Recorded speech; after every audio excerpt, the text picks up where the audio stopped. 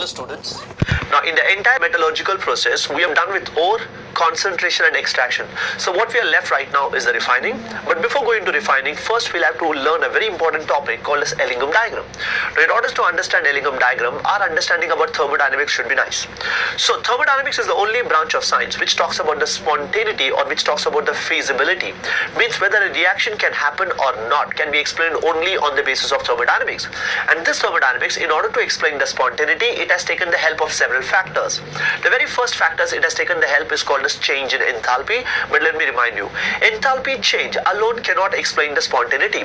Hence they have introduced another factor called as entropy change, and entropy change also cannot alone explain the spontaneity.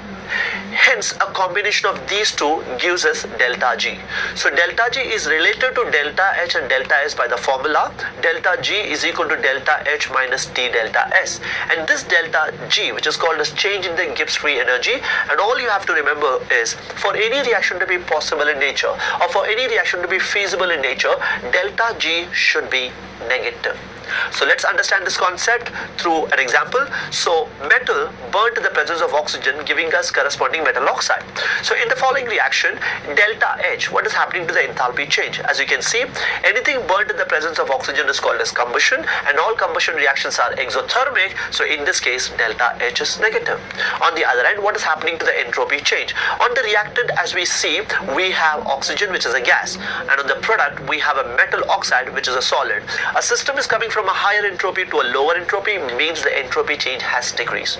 Now applying the Gibbs free energy formula to this, as we can see, delta H is negative and T is always positive because it's a Kelvin temperature, and delta S is becoming negative. So at a higher temperature, delta G will have a positive value, and at a lower temperature for the same reaction, delta G will have a negative value. But as I said, for any reaction to be possible in nature, delta G has to be negative, which means formation of metal oxide reaction can occur mostly at lower temperature.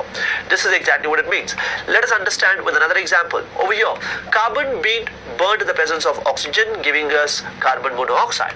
So in this reaction, delta H is negative because it is combustion, and delta S is, as we can see in the reactant, we have 1 mole of a gas, and in the product we have 2 mole of a gas. So a system has come from a lower to a higher entropy, which means delta S is positive. Applying Gibbs free energy formula, delta H is negative and T delta S is positive. So all you have to remember over here is higher the temperature, delta G decreases. So for the formation of carbon monoxide, delta G decreases with increase in temperature. I repeat, for the formation of carbon monoxide, delta G decreases with increase in temperature, and I want you to remember this. Going to the next example, is the same carbon burned in the presence of excess of oxygen, but this time it leads to the formation of carbon dioxide.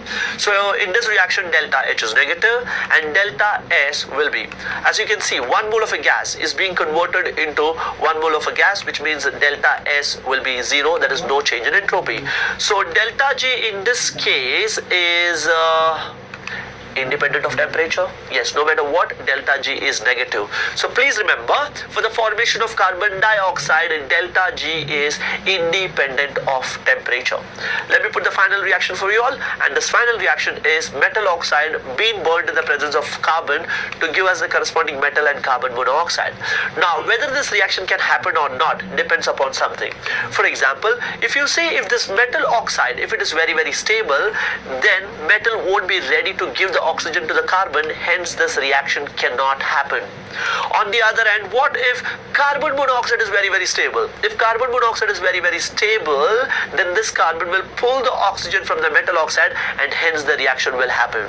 And as I told you, for any reaction to be possible in nature, delta G has to be negative, and if delta G is positive, then those reactions are non-spontaneous, and if delta G is 0, the system has attained equilibrium. Thank you.